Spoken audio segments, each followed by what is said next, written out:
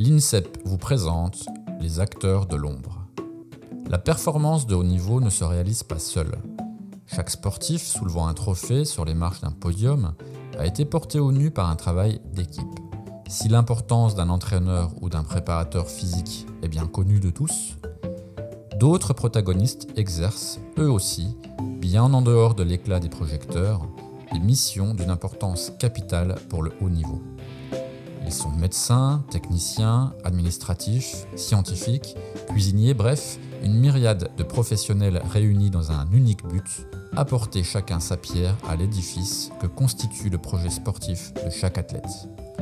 Bienvenue à l'INSEP, nous vous présentons les acteurs de l'ombre. Épisode 11, Thierry Blancon, ancien sportif, ancien entraîneur national, préparateur physique, enseignant et spécialiste du pied. Bienvenue dans un nouvel épisode des acteurs de l'ombre. Nous sommes comme toujours à l'INSEP et j'ai l'honneur de recevoir monsieur Thierry Blancon, actuellement formateur pour les cadres du haut niveau. Alors Thierry, c'est un grand spécialiste du pied, on l'a connu également comme préparateur physique et entraîneur national, auteur de différents ouvrages. Alors il va bien sûr vous expliquer tout ça beaucoup mieux que moi. Thierry, merci d'être là et bonjour à toi. Bonjour Sylvain, merci de m'avoir invité, je suis très content d'être là. Avec plaisir. Alors Thierry, si tu veux bien, on va d'abord aborder une partie un peu biographique. D'accord. Pour comprendre qui tu es, d'où tu viens, et puis on discutera plus spécifiquement du pied ensuite, parce que tu es absolument passionnant quand tu t'exprimes sur ce sujet. Oh. Alors pour commencer, tu es né au tout début des années 60. Alors déjà, tu as une petite anecdote à raconter à ce sujet. Ah bah quand je dis que je suis né au début des années 60, je suis né exactement le 25 août 1960, et c'est l'ouverture des Jeux Olympiques de Rome. Donc... mes parents n'avaient pas imaginé ça, mais moi, je sais pas. J'y vois un petit signe du destin, ça m'amuse. C'est toujours rigolo de penser à ça. Voilà. C'était déjà mon lancement de carrière. Alors, c'est une belle coïncidence, mais justement, pendant tes jeunes années, quel était ton rapport au sport ? En fait, moi, j'ai eu la chance, je dis toujours, j'ai eu la chance, comme beaucoup d'athlètes de haut niveau, les faits se sont posés sur mon berceau. Quand je dis ça, je mets de l'humilité là-dedans, mais... je fais partie de ces gamins qui, dans la cour de l'école, courent le plus vite ou sautent le plus loin, etc. etc. Et donc, très rapidement, je me suis retrouvé à faire de l'athlétisme parce que, forcément, je courais plus vite que mes copains ou je sautais plus haut, etc. etc. Et rapidement, je me suis tellement passionné que lorsque j'ai vu Fosbury à la télévision, j'avais 8 ans, en 1968, j'ai trouvé ça assez incroyable. Et donc, dès l'âge de 8, 10, 12 ans, j'avais pris une photo de Dick Fosbury. J'allais au stade avec un élastique rouge, une paire de pointes vieillotte, et des heures entières, j'essayais de copier la photo que j'avais sous les yeux. Et ça a commencé comme ça. Voilà. D'ailleurs, pour l'anecdote, j'ai rencontré Dick Fosbury, moi, il y a très longtemps de ça. Il y a peut-être 25 ou 30 ans. Et on a parlé tous les deux pendant 2-3 jours. Et il m'a dédicacé une photo où il a écrit en anglais pour Thierry, le gamin à l'élastique rouge. Ouais, parce que ça l'a amusé cette histoire, bien sûr. Voilà. Et donc en fait, du coup, j'ai fait rapidement de l'athlétisme en fait. Vraiment, j'ai commencé comme ça, autant par l'école que le club. Et puis à un moment donné, quand j'ai commencé à montrer le bout du nez, eh bien en fait, mon professeur de PS m'a emmené au CA Montreuil, qui était le grand club de Bambuc, de Jazzy, etc. Et puis en cadet, ma carrière a commencé comme ça. Et rapidement, je me suis retrouvé dans les meilleurs français. Et puis de fil en aiguille, ça a été la sport-études au lycée de Montgeron, où j'ai passé mon bac. Et puis ensuite, je me suis retrouvé ici à l'INSEP comme étudiant et athlète de haut niveau. Où pour la petite histoire, je raconte toujours que dans ma promotion, il y avait Christine Hanon, il y avait Véronique Le Seur, il y avait Fabien Canu, notre directeur. Bon, c'était très drôle, quoi. On a fait partie d'une génération et puis plein d'autres comme ça. On a des très bons souvenirs. Et donc, en fait, au début, j'ai fait des études de professeur d'éducation physique parce qu'en fait, c'était vraiment quand on voulait faire... être dans le sport, c'était la seule formation qui était proposée au départ. En fait, il n'y avait pas autre chose. C'est ce que m'avait rappelé Michel Godard, le directeur du Crêpes de Châtenay aujourd'hui. Il avait totalement raison, parce qu'il a le même âge et on était ici à l'INSEP ensemble aussi. Et donc j'ai fait professeur d'éducation physique. Et puis je m'entraînais en même temps. Alors, Sur l'aspect sportif, en fait, j'ai tout simplement été dans l'équipe de France, j'ai envie de dire comme tout le monde à l'INSEP, j'étais international A, et donc avec quelques coups d'éclat, bien sûr, mais j'ai pas été le Zidane de l'athlétisme français. Je faisais toujours partie de ce joueur qui rentrait les 20 dernières minutes. Mais pour autant, je suis totalement content d'avoir fait ça. J'ai eu beaucoup de plaisir à le faire. Et pour mon développement personnel, égoïstement, j'ai vraiment adoré ça. C'est quelque chose qui m'a apporté beaucoup. Mais il s'est trouvé qu'en même temps, la Fédération française d'athlétisme et l'INSEP, j'étais déjà en première ou deuxième année, pas plus, et m'a confié des missions d'entraînement ou d'enseignement. Je remplaçais Michel Pradet quand il y avait besoin, je remplaçais International pour des stages quand il avait besoin. Je me suis occupé l'INSEP m'avait confié une partie de la formation des entraîneurs africains, parce que à l'époque, avec le ministère de la Coopération, il y avait une promotion d'entraîneurs africains qui venaient pendant 1 an en France et qui rentraient chez eux ensuite comme entraîneur national, DTN, voire ministre des Sports. Et je les ai eus pendant 1 an, en formation, voilà. Et ça a duré comme ça quelques années. Et en même temps, je m'occupais déjà de stages nationaux, d'opérations de promotion à la fédération. Et en fait, j'ai découvert que c'était pas professeur d'éducation physique que je voulais faire, mais c'était plutôt dans ce secteur de l'entraînement et de l'enseignement sportif. C'est ça qui m'intéressait. Et puis, à la fin de mes études, je suis allé au bataillon de Joinville, parce qu'à l'époque, on faisait notre service militaire. Là encore, j'ai à la fois non seulement fait des performances. Pour la petite anecdote, j'ai battu le record de France militaire qui tient toujours. Ce qui est facile, puisque maintenant, il n'y a plus de sportifs de haut niveau. Donc, je risque de l'avoir encore un moment. Ça sera mon petit Graal personnel. C'est sympa. Mais surtout, c'est que, en fait, j'ai vraiment là encore commencé, autant que je m'entraînais, autant j'entraînais les autres. Et puis, à la fin de tout ça, Jean Poxobut, qui était quand même un des grands du sport français dans les années 80, m'a dit: Thierry, tu vas aller bouffer de la vache enragée pendant 2 ans au bahut, et après je te sors de là, j'ai besoin de toi. Et ça, c'était le 5 septembre. Le 5 septembre, 2 ans plus tard, il m'appelle, et il me dit: Thierry, on arrête les conneries, tu es nommé à la fédération demain. Ah bon ? 5 septembre, parole tenue. Et en fait, je suis devenu tout de suite cadre technique. Et puis, j'ai repris le pôle France, ici, d'entraînement, pour le saut en hauteur. Et en fait, ce qui s'est passé, c'est qu'il a fallu que j'arrête ma carrière et que je m'occupe des équipes de France à temps complet plus tôt, puisque mon entraîneur, suite à un malheur familial, ne pouvait plus s'engager et travailler comme il le souhaitait. Henri Elliott, qui avait été 2 fois aux Jeux Olympiques et puis recordman de France. Il a fallu qu'il arrête ce métier. Et donc, je me suis retrouvé entraîneur national ici très, très, très vite. Et rapidement, je me suis retrouvé aussi DTN adjoint, coordonnateur national des sauts. Et donc ça, c'était l'âge de ma trentaine, on va appeler ça comme ça. Et donc, j'ai eu la chance que ça marche plutôt bien, puisque que ça soit Maryse Evan GP, que ça soit Joël Vincent, Xavier Robillard, en fait...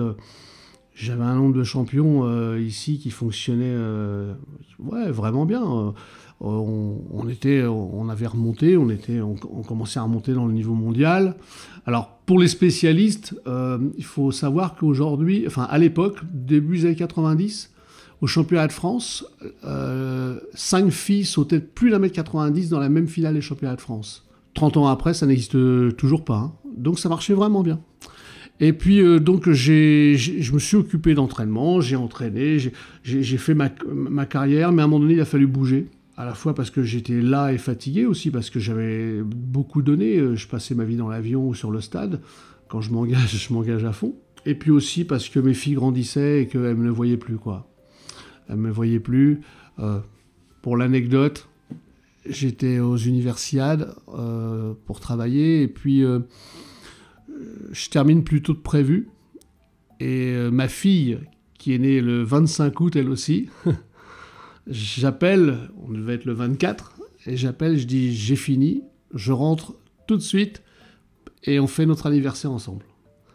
Et en fait, malchance, les avions tombent en carafe. Je suis obligé de prendre des quarts, des connexions dans tous les sens. Et quand j'arrive, eh bien, tout le monde dort, le gâteau est effondré.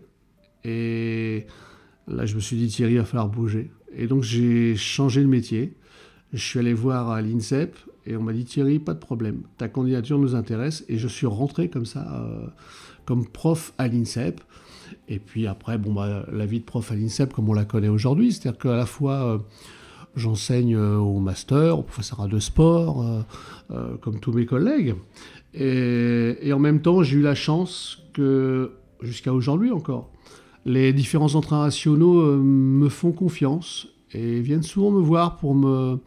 Ouais, vraiment, ça fait presque partie de mes missions pour me demander conseil ou discuter avec moi d'une problématique qu'ils ont d'entraînement, parce qu'ils savent que, comme je commence à vieillir, ils savent que j'ai un peu de bouteille. Alors, et bon, je prends ça comme quelque chose de gratifiant, hein, c'est sympa de leur part, de leur confiance. Et donc, je suis toujours en mi-entraînement. Et en plus, ce qui s'est passé, c'est que quand je suis rentré ici à INSEP, avec mon acolyte, Fred Aubert, on s'est occupé vraiment de beaucoup de préparation physique. Et je pense qu'on a fait de la préparation physique pour, pas toutes les fédérations, mais pas loin. Vraiment, on a mis le nez un peu partout. Et ça, c'était très riche parce qu'à chaque fois, il faut s'acculturer. Il faut devenir un vrai technicien de quelque chose qu'on ne connaît pas forcément. Oui. Comme un journaliste, d'ailleurs, quand il traite d'un sujet, il n'est pas spécialiste forcément d'un sujet, mais c'est à lui de travailler pour pouvoir produire un article ou un documentaire qui efficace et qui tient la route. Et donc ça a été vraiment, c'était vraiment très intéressant. Ça m'a même été jusqu'à, je me suis occupé, et je m'occupe encore, je les aide encore, jusqu'à l'Opéra de Paris. Parce qu'en plus, l'Opéra de Paris, à un moment donné, ils étaient en convention avec l'INSEP. Et donc, j'ai travaillé beaucoup avec de nombreux danseurs étoiles. Et là aussi, ça a été encore une autre richesse parce que c'est un secteur que je n'avais pas exploré. Et en fait, j'ai découvert que c'était un secteur qui était un concentré de ce que moi je connaissais déjà avec le son hauteur. Par exemple, être capable de donner une puissance musculaire, une explosivité à quelqu'un sans qu'il prenne de volume musculaire. Quelqu'un qui travaille sans cesse avec ses chevilles, quelqu'un qui travaille avec précision. Et donc, ça m'a aidé beaucoup dans ma réflexion. Et aujourd'hui, je pense que si j'ai changé 30%, un tiers de ma façon de travailler avec les athlétisme, je pense que c'est à cause des expériences, enfin, plutôt à cause, grâce aux expériences que j'ai vécues comme ça un petit peu avec différents sports. Donc, c'est plutôt pas mal. Donc voilà, et aujourd'hui, normalement j'étais censé prendre ma retraite. Je la prends pas parce que tant que je m'amuse à faire ce que je fais, franchement, j'ai pas envie de me mettre dans mon canapé pour regarder les chiffres et les lettres. Voilà. Tu as déjà un petit peu commencé à aborder la question en parlant de l'Opéra de Paris, hein, puisque je l'ai dit en début d'entretien, tu es un spécialiste du pied. La question légitime que je me pose et que tout le monde se pose, c'est comment et pourquoi on devient un spécialiste du pied. Ça, c'est la première partie de la question. Et quelle serait, en fait, selon toi, alors, moi je le sais, mais les gens qui ne sont pas dans le haut niveau ne le savent pas nécessairement, quelles sont les différences entre un podologue et toi ? Moi, je suis là pour éduquer le pied dans sa motricité, le faire travailler pour le rendre plus performant ou le rendre en capacité de moins se blesser. On va dire ça comme cela. Le podologue a des actions un peu, presque dire, similaires, mais lui est plus dans la prévention et le soin que je ne le suis, même si quand on entraîne, on est dans le soin aussi.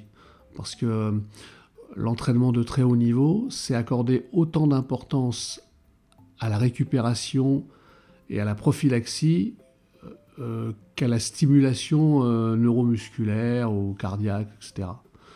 Le sport moderne est comme ça. Donc c'est la différence que je verrais en fait. Maintenant pour le pied, pour la petite histoire, j'ai fait partie de ces gamins donc, qui étaient un petit peu des kangourous dans l'âme quand j'étais dans la cour de l'école. Mais en fait à la naissance j'avais eu une malformation, j'avais des tendons d'Achille qui étaient trop courts. Et avant de rentrer au collège, il a fallu m'opérer. Et donc, on m'a opéré les 2 tendons d'Achille en même temps pour les allonger. Parce que sinon, certainement, je me serais sans doute retrouvé, vu ce que j'avais, en chaise roulante à l'âge de 20 ans. Et en fait, le chirurgien qui a fait ça a décidé qu'il n'y avait pas besoin de rééducation et de kinésithérapie, parce qu'à cet âge-là, il va se débrouiller tout seul. Et en effet, j'ai fait ça tout seul. J'ai mis 1 an et demi. Je valais plus rien. Hein. Je pouvais même plus sauter 20 cm, parce que la convalescence après opération avait tout annihilé. Hein. Et en fait, ce qui s'est passé, c'est que pendant cette année et demie où je voulais revenir à mon niveau athlétique, le gosse ambitieux que j'étais, j'ai accumulé des connaissances sans m'en rendre compte, mais j'ai aussi accumulé des sensations. Je sais ce que c'est que ne pas rebondir, je sais ce que c'est que d'avoir mal aux tendons, je sais ce que c'est que d'avoir les tendons brûlants, douloureux, je sais ce que c'est lorsque je suis en surcharge de travail, etc. Et en fait, ça a été une vraie expérience pour moi, parce qu'en fait, quand je me suis retrouvé plus tard, je pense à Joël Vincent. Joël Vincent, c'était notre meilleur français dans les années 90, fin des années 90, fin des années 80, début des années 90. Joël s'est fait une rupture du tendon d'Achille. Il avait sauté 2,29 m et il s'est fait une rupture du tendon d'Achille au premier tour des interclubs. Et donc c'est moi qui l'ai amené directement voir le professeur Saillant, avec qui on était très en contact. Gérard Saillant l'a soigné. Et ensuite, il a fallu faire la rééducation. Et en fait, la rééducation, c'est moi qui l'ai faite. L'entraîneur que j'étais, entraîneur averti, mais c'est moi qui l'ai faite. Et ce qu'il faut comprendre, à l'époque, quand on avait une rupture de tendon d'Achille, la carrière était terminée. C'était fini. On ne savait pas faire. Et donc, ce qu'il faut savoir, c'est que en 1990, à peu près, lorsque on avait un tendon d'Achille sectionné, on était soigné, on pouvait revenir bien sûr à une motricité normale, mais pas à la haute performance athlétique, ça ne marchait pas. Et il se trouve que un peu plus d'1 an après, Joël en salle ressaute 2,27 m, part au championnat d'Europe, et on n'avait jamais vu ça. Et donc Gérard Saillant me dit, c'était à l'occasion d'un colloque en 1994, j'aimerais bien que tu viennes à la Pitié-Salpêtrière nous expliquer, aux chirurgiens, aux kinés, comment tu as fait. Ce que j'ai fait. Et en fait, j'ai expliqué bêtement ce que je faisais, parce que pour moi, c'était simple. Mais en fait, c'était simple parce que je savais exactement de quoi il retournait, parce que moi, je l'avais vécu moi-même. Et donc, quand j'ai associé ce vécu à mon expérience d'entraîneur, eh ben, le résultat a été tel que depuis ce temps-là, je ne m'en suis pas rendu compte sur le coup, mais depuis ce temps-là, ceux qui se sont fait opérer des tendons d'Achille sont revenus à la haute compétition. J'avais oublié cet épisode, et je m'en fais pas une fierté, mais je me dis, au moins, j'aurais servi à quelque chose, c'était plutôt pas mal. Et donc du coup, en fait, le pied, en effet, a fait partie de ma vie, quoi. D'une certaine manière, je ne m'en étais même pas rendu compte. Voilà. Et puis après, comme moi, je m'occupais beaucoup de sauts, de sprint aussi, mais de sauts, eh bien, en fait, il a fallu que je réfléchisse à développer ça. Et là encore, avec les contacts que j'avais réguliers avec mes entraîneurs, mes collègues étrangers, je pense notamment à l'entraîneur cubain, oui, l'entraîneur cubain, beaucoup. J'ai encore renforcé mes connaissances, mes façons de faire. Et puis, je me suis pas rendu compte de cela. Et un jour, on m'a dit, mais Thierry, en fait, c'est toi qui maîtrises ce truc-là. Ouais, ça a été une révélation parce que j'avais même pas percuté cela. Et du coup, ces mêmes personnes m'ont dit, Thierry, il va falloir que tu écrives. Parce que si tu as ce savoir, il faut que tu écrives. Et c'est comme ça que j'ai sorti aux éditions INSEP, là, cet été, là, 2023, le bouquin sur l'explosivité, la pliométrie, qui était un un condensé en fait de ce que je connaissais sur le sujet depuis ces 40 années, quoi. Voilà. Mais c'est pas ton premier bouquin. Hein. Non, pas du tout. Parce qu'en fait, ce qui s'est passé, c'est que rapidement, quand je reviens en arrière dans les années 80, quand j'ai commencé à entraîner, mais que j'ai commencé aussi à enseigner les techniques sportives, j'ai fait beaucoup d'articles, soit pour la revue PS, soit pour la revue de la Fédération Athlétisme. Et puis petit à petit, je me suis un petit peu lâché. Et j'ai fait comme ça un bouquin. Le premier, ça a été un bouquin sur le Fosbury Flop. Ça devait être 97 d'ailleurs, je pense. Et puis après, il y a eu un bouquin sur la biomécanique appliquée au sport pour rendre ce qui était lourd, indigeste à l'époque, pour essayer de le rendre un peu simple pour que les collègues puissent y accéder, même s'ils n'avaient pas fait des études scientifiques. Et puis après, il y a eu le bouquin aussi, bien sûr, sur les sauts, avec Fred Aubert et Sébastien Levic. Et puis après, il y a eu le fameux bouquin en 2014, là aussi à la revue EPS, Préparation physique, Thierry Blancon et Frédéric Aubert, quoi. Voilà, c'est comme ça que... Donc en effet, Mais là encore, moi, parce que dans ma vie, il y a des circonstances. Moi, je déteste écrire. Quand je dis je déteste écrire, l'écriture manuscrite, je déteste ça. J'aime pas ça. Mais par contre, en 1989 ou 90, Alain Denias, qui a été entraîneur national du saut à la perche et qui était étudiant aussi ici, m'a amené son Mac classique, son petit 13 pouces, il me l'a posé sur le bureau, il m'a dit « ça c'est fait pour toi ». J'étais dubitatif, j'ai galéré comme un dingue pendant un mois avec ça, mais j'ai bien compris, copier, coller, toutes les fonctions. Et c'est grâce à ça que j'ai écrit. S'il n'y a pas ce Mac classique sur mon bureau, par mon collègue qui me dit « c'est fait pour toi », jamais j'écris. Jamais. Comme quoi les hasards, hein, les circonstances font les choses. J'aime bien ça, moi. Alors, pour rentrer un petit peu plus dans le détail justement de tes connaissances sur le pied et ce que tu apportes aux athlètes, déjà, j'aimerais que tu reviennes sur un terme que je t'ai entendu employer à plusieurs reprises, c'est celui de félinité. Alors moi, j'aime bien ce mot. Est-ce que tu pourrais expliquer de quoi il s'agit et puis aussi, d'une manière plus générale, pour rentrer un peu plus dans la technique, ce qu'est la pliométrie et à quoi ça sert? D'accord. Alors, la félinité, moi j'ai un chat et c'est mon animal préféré. Et en fait...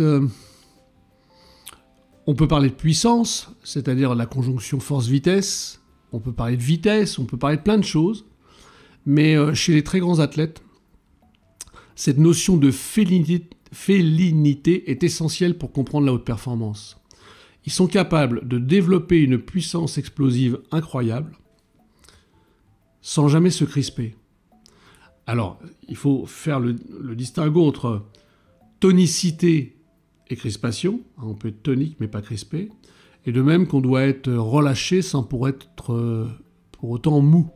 Il faut distinguer le relâchement et la mollesse.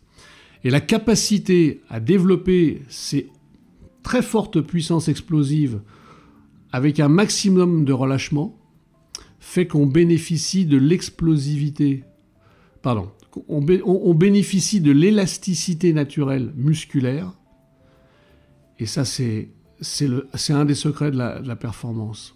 Pour exemple, si on regarde un très grand sprinter sur 100 mètres,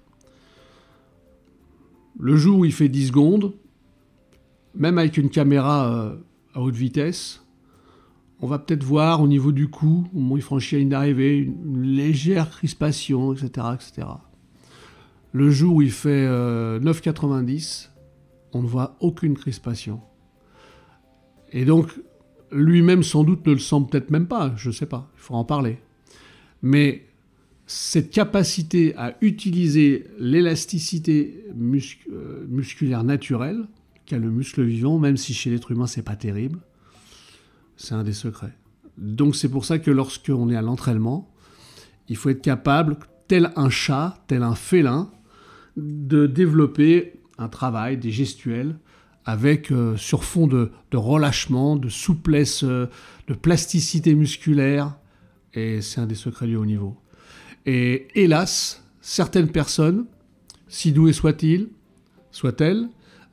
ou avec une technique aussi parfaite soit-elle aussi, n'arriveront jamais au maximum de ce qu'on peut obtenir chez un être humain, parce qu'à un moment donné, ils ont un barrage. C'est-à-dire qu'en voulant mettre ce petit plus de puissance, clac, la crispation arrive, et ça annule tout. Et c'est la différence qui fait entre les très très grands et les très grands. Oui, il y a une question de grâce aussi dans cette félinité. Ce qu'on peut voir, moi je trouve beaucoup chez les athlètes de badminton de très haut niveau. Ouais. En tant que spectateur, on voit une aisance Exactement. qu'on est incapable de reproduire évidemment. Ça se travaille, ça se travaille. Ça se travaille. Alors, une fois de plus, il faut tenir compte de l'inné et de l'acquis. L'inné, il y a des gens qui sont nés, je parlais tout à l'heure des fées. Il y en a qui sont nés avec les fées qui se sont posées sous leur berceau, oui, ou sous une bonne étoile, on va dire. Et ça, c'est pas y à faire. Pour autant, l'acquis aussi permet quand même de développer cela. Mais si la base naturelle n'est pas là, on ne pourra jamais obtenir ce maximum-là, quoi. Et donc, c'est vrai que par contre, ce qui est vrai, Jacques Piacenza disait « Ce qui est juste est beau ». Mais il avait totalement raison, Jacques. Parce que c'est vrai que quelqu'un qui obtient cette félinité dans le geste, c'est magnifique. C'est magnifique. Et alors, ça peut être piégeux parce qu'on a l'impression que la personne ne fait rien. Mais en fait, non. Elle est à fond, mais elle optimise totalement ses possibilités, quoi. Voilà. Et donc, c'est pour ça que moi, mon chat, je l'ai entraîné. Ça a fait rire mon épouse, mais moi, je l'ai entraîné dans les escaliers et... Je pense que c'est aujourd'hui le meilleur chasseur du quartier. Je le pense. Il grimpe partout, il sait tout faire. Voilà. Mais il y a du boulot derrière. La pliométrie, en fait, quand on prend les contractions musculaires traditionnelles, on a excentrique, on a concentrique, isométrique et pliométrique. Il y en a d'autres, mais c'est les 4 essentiels. La pliométrie, c'est une combinaison entre la combinaison excentrique et la combinaison concentrique. Et j'aime bien la définition de Michel Pradet, qui était mon professeur ici à l'INSEP. Michel disait « La contraction de type pliométrique, c'est une contraction de type concentrique immédiatement précédée d'une contraction de type excentrique. » C'est-à-dire qu'à l'image d'un ressort que l'on comprime pour qu'il se détendent pour avoir une meilleure éjection, eh bien en fait le muscle, c'est comme ça qu'il réagit quand il est en mode pliométrique. Et donc ça veut dire quoi? C'est-à-dire que quand je compresse mon ressort, c'est pour optimiser l'éjection. Donc ça veut dire que lorsque je pose le pied par terre, le muscle emmagasine de l'énergie qu'il va restituer ensuite lorsqu'on va se détendre. Mais pour ça, il y a notamment une des conditions. Chez l'être humain, il faut que ce couplage se fasse dans un temps entre 1 et 2 dixièmes de seconde. Et ça, c'est essentiel. Si c'est moins d'un dixième de seconde, on ne peut pas produire autant de force qu'on veut. C'est trop bref. On ne peut pas s'exprimer. Et si c'est au-delà de 2 dixièmes de seconde, on ne bénéficie plus de l'élasticité musculaire qui nous amènerait à cette fameuse félinité. Donc c'est donc deux contractions qui se succèdent, se combinent dans un temps très très très très court. D'ailleurs, dans le temps court, dans la pédagogie, on dit toujours que c'est le temps d'un claquement de main un peu appuyé, ou le temps de prononcer le chiffre 1, par exemple, pas plus que ça. Parce qu'en effet, c'est très bref. Et donc ça veut dire que déjà, c'est compliqué à mettre en œuvre pour les non-spécialistes, mais ça veut dire que bien sûr les vrais spécialistes savent le mettre parfaitement en œuvre. Mais il faut se méfier des faux amis, parce que moi quand j'écoute dans la terminologie commune, souvent les gens confondent une succession excentrique-concentrique rapide avec pliométrique. Quand je fais des marches d'escalier et que j'ai des flexions de genoux par exemple qui sont un peu importantes et que les marches sont un peu élevées, il y a de grandes chances que je ne fasse pas de pliométrie. Je vais certainement être dans une succession rapide excentrique-concentrique. Vraiment, la pliométrie, vraiment il faut avoir cette image de ce ressort que l'on comprime et qui se détend. Ça veut donc dire que il faut savoir la détecter partout. Et si par exemple je fais un rebond sur un tapis mou, eh bien le fait que le support soit mou, je ne peux pas faire de pliométrie. Parce qu'en fait, le tapis est tellement mou que je vais avoir un temps de travail qui va être supérieur à mes 2/10 de seconde. Alors après, dans les faux amis aussi, il y a le trampoline. Pour monter à 7 mètres de haut, il faut rebondir. Sauf que là, dans le cas du trampoline, c'est pas le muscle qui emmagasine l'énergie, c'est la toile du trampoline. Et donc c'est pour ça que là, on peut se permettre d'avoir des temps d'entrée et de sortie dans le trampoline qui est supérieur à 2/10 de seconde. Et même si le trampoliniste aide un peu à la manœuvre, il n'attend pas que la réponse du trampoline, il a une action réelle, eh bien en fait, lui, c'est pas lui qui emmagasine l'énergie, lui il est là juste pour se solidifier, de manière simple, hein, se solidifier pour récupérer cette énergie que lui procure la toile, et il est là pour accompagner avec les bras, pour encore alléger le système, pour monter. Donc c'est très fin et très... la différenciation est difficile à faire. Il faut avoir un petit peu l'habitude de ça. Mais si on a ces critères-là en tête, après, on s'en sort plutôt pas mal. Alors toi, justement, dans ton aide à l'entraînement vis-à-vis du pied, notamment vis-à-vis des athlètes, mais pas seulement, hein, tu opères dans d'autres sports aussi. Donc ça consiste en quoi? Ça consiste à leur faire des exercices. Alors, quel genre d'exercice? Il me semble aussi que tu leur fais faire des exercices avec chaussures et sans chaussures. Tu dis à juste titre qu'on ne sait pas ce qui se passe dans la chaussure. Oui, c'est vrai. Et donc il faut pouvoir l'observer aussi. Les bipèdes que nous sommes, on est sur nos deux pieds. Et c'est dommage parce que la nature ne nous a pas dotés, comme les kangourous ou d'autres animaux, d'un pied très très long. On a un pied qui est court. Et donc, naturellement, biomécaniquement, je ne rentre pas dans le détail, on n'est pas vraiment fait pour courir et sauter. En plus, lorsqu'on est bipède, notre poids est réparti sur 1 ou 2 appuis. Si j'étais en quadrupédie, ça serait réparti sur 4. Mais ça veut donc dire que là, nos membres ont beaucoup plus de force à gérer parce qu'on n'est que sur 1 ou 2 pieds. Donc ça n'arrange pas encore notre affaire, ce truc-là. Donc ça veut dire que si l'on considère que la cheville est le maillon le plus faible dans cette chaîne articulaire, musculaire, qui part de la pointe des orteils jusqu'au sommet du crâne, eh bien la cheville, oui, c'est vraiment un maillon faible. Et donc il faut mettre un accent dessus qui est très fort pour le développer, pour pas que ça soit un maillon, comment dirais-je, non pas simplement défaillant, mais il faut que la cheville soit en cohérence totale avec l'ensemble du corps. Si vous avez une partie du corps qui est plus forte que les autres, vous allez l'utiliser. Le seul problème, c'est que la performance sportive ne peut pas se limiter à un seul groupe musculaire. Il faut que la totalité du corps soit engagée dans une même synchronisation. Et tout à l'heure, on parlait de puissance. On a souvent cru que la force était liée uniquement, il y a longtemps de cela, au diamètre du muscle. Oui, c'est sans doute vrai, mais c'est surtout dû à la capacité à recruter les fibres dont nous disposons. Donc j'ai envie de dire, il vaut mieux avoir 50 fibres musculaires que l'on recrute complètement, plutôt que d'avoir 100 fibres et qu'on n'en recrute que 10. Et donc ça veut dire quoi ? Ça veut dire que dans cet ensemble, il faut que le travail de musculation, si l'on pense travail du pied, il faut aussi qu'on pense travail de renforcement et de musculation de l'ensemble du corps. Le pied est inséré là-dedans.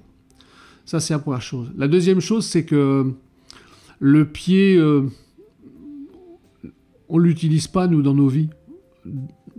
Aujourd'hui, nos mains servent à nos activités, mais le pied sert juste à nous soutenir et à marcher dans la rue, quoi. Et en plus, il est enfermé dans des chaussures. Donc, il ne vit pas au naturel, je mets des guillemets, et en plus, on ne voit pas ce qu'il fait. Donc, ça veut dire que lorsque je vais vers une pratique sportive, il faut que j'étudie les actions, le travail qu'a à effectuer le pied et la cheville. Il faut que je m'en imbibe, que je m'en inspire. Il faut que je propose des travaux qui vont dans le sens de la pratique. Donc, ça veut dire que j'ai un travail d'équilibre, de puissance, d'explosivité, de souplesse, d'agilité, de maîtrise de ce pied qui est habituellement très peu utilisé, quoi. Voilà. Et alors que le pied, il est comme la main, il dispose de la capacité en anglais on dit le grip. J'ai la possibilité, en rapprochant avec tonicité les orteils du talon, de gripper, de griffer le sol pour me déplacer. Et d'ailleurs, ceux qui sont doués dans les bondissements notamment savent parfaitement faire ça. Ils n'ont pas un pied inerte. Le pied se muscle, le pied se travaille.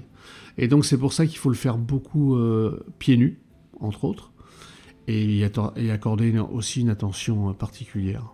Alors Thierry, en t'ayant écouté, je me suis posé aussi la question de savoir si ton domaine spécifique est justement axé haut niveau pourrait aussi bénéficier à un public plus large. Alors je pense aux sportifs du dimanche par exemple, qui voudraient éviter de se blesser ou tout simplement aussi avoir de meilleures performances. Mais même pour on va dire un public plus large qui ne fait pas nécessairement beaucoup de sport, mais qui pourrait améliorer sa marche pour subir moins peut-être les ravages du temps, ou peut-être moins glisser quand il y a de la glace. Ouais, complètement. Alors en fait, si on reste juste déjà dans un premier temps dans la performance sportive, je pense au sport comme le tir à l'arc. Le tir à l'arc, évidemment, il y a une statique, on est en appui sur les pieds, mais on n'est pas dans la motricité du pied. On est dans une statique et une gestion de cette statique. Pour autant, si je fais un mini travail de pliométrie, un quart d'heure par semaine, sur des obstacles très faciles, sauter par-dessus des obstacles une dizaine de centimètres, avec un léger rebond, voire même peut-être, quand je fais de la corde à sauter, si elle est bien faite, la corde à sauter, c'est de la pliométrie. Si elle est faite dans le temps, c'est de la pliométrie sur fond d'endurance, aérobie, mais c'est une forme de pliométrie. Et en fait, même si ça ne correspond pas aux besoins premiers du tir à l'arc, pour reprendre cela, c'est un moyen de stimuler l'organisme. Parce que là, on va dans des registres physiologiques, neuromusculaires, qui stimulent l'organisme. Donc, dans un souci d'équilibre ou de mise en forme, rajouter juste comme ça une petite pointe est nécessaire. Voilà. Alors, pour les sauteurs, bien sûr, c'est différent. Là, eux, c'est leur outil de travail. Mais ces sauteurs, eux aussi, ont besoin de faire, par exemple, de l'aérobie, même si c'est pas leur truc, pour faire ces équilibres dont on parle. Ouais. Maintenant, pour monsieur et madame tout le monde, quand moi je me promène un peu en nature, c'est vrai que je vois des gens qui sont assez maladroits quand ils posent le pied par terre, surtout en terrain accidenté. Mais parce qu'en fait, ils n'utilisent pas leurs pieds. Ou même quand ils vont courir, je vois qu'ils ont une flexion du genou qui est importante, ils s'affaissent à chaque appui. Alors là, pour le peu, on n'est pas en pliométrie du tout. Et ils s'affaissent, et l'action de la cheville, je ne la vois jamais.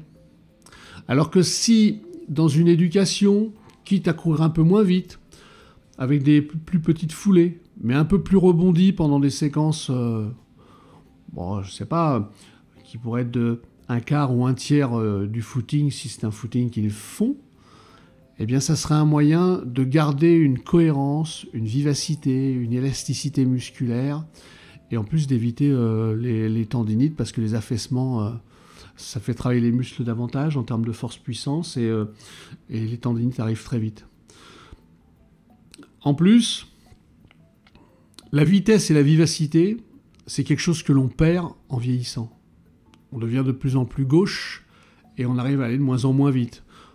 Même moi, avec mes 64 ans, si je cours après le bus aujourd'hui, je ne le rattraperai plus, c'est foutu.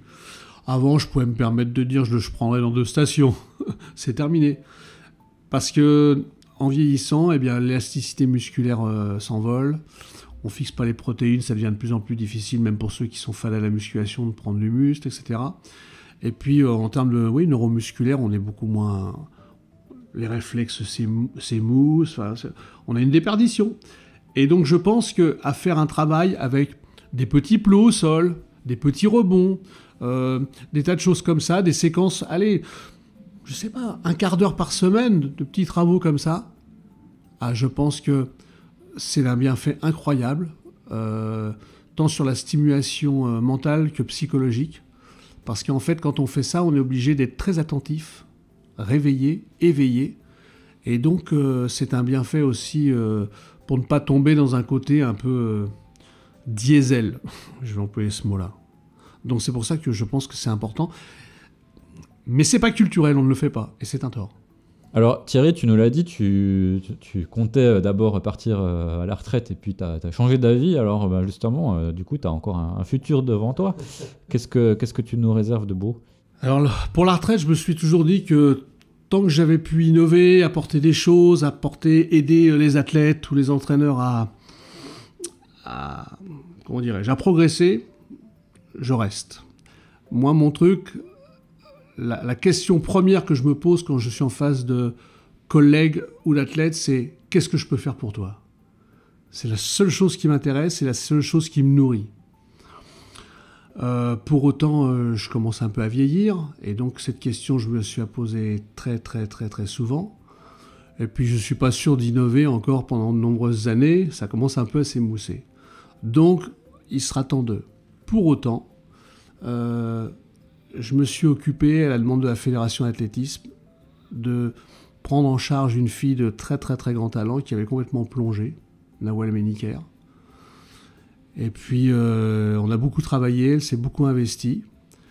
Et l'an passé, elle était médaillée aux championnats d'Europe et elle était en finale des championnats du monde en 100 hauteur. Et là, en collaboration avec un collègue américain, on est à mi-temps tous les deux, on va dire, et on la prépare pour les Jeux Olympiques. Donc, j'aurai cette passion jusque-là. Après, je vais continuer à donner à tous ceux qui ont besoin, mais je pense que petit à petit, ça va s'émousser. Non, par contre, vraiment, ce qui m'intéresserait demain, c'est ce que j'ai fait souvent d'ailleurs, c'est donner des coups de boost. Parce que comme malgré tout, j'ai une expérience, on va pas se le cacher, fédérale, que ce soit sur le plan du développement, de la formation, de l'entraînement.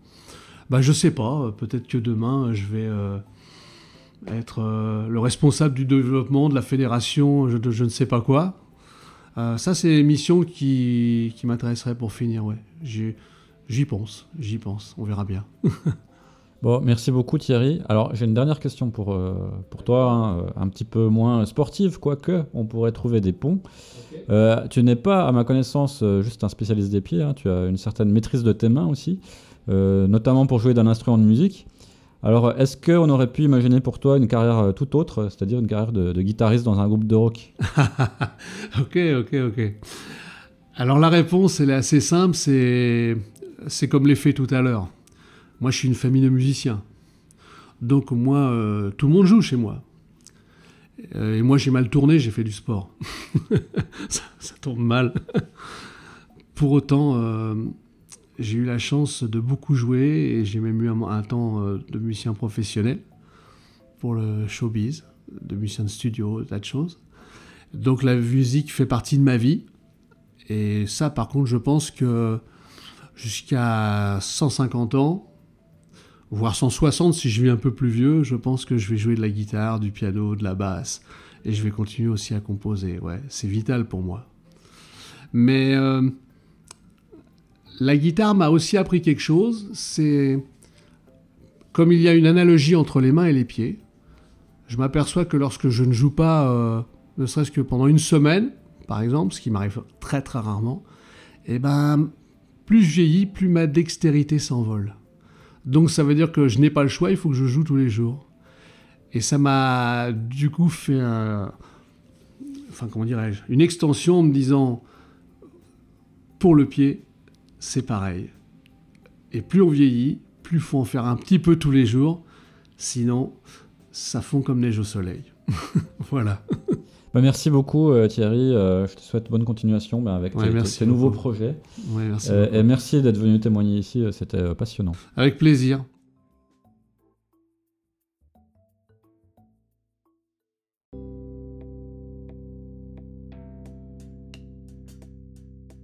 Les podcasts de l'INSEP, les acteurs de l'ombre. Cette émission a été réalisée par l'unité de production audiovisuelle de l'INSEP. Chef de projet, Sylvain Bégaud.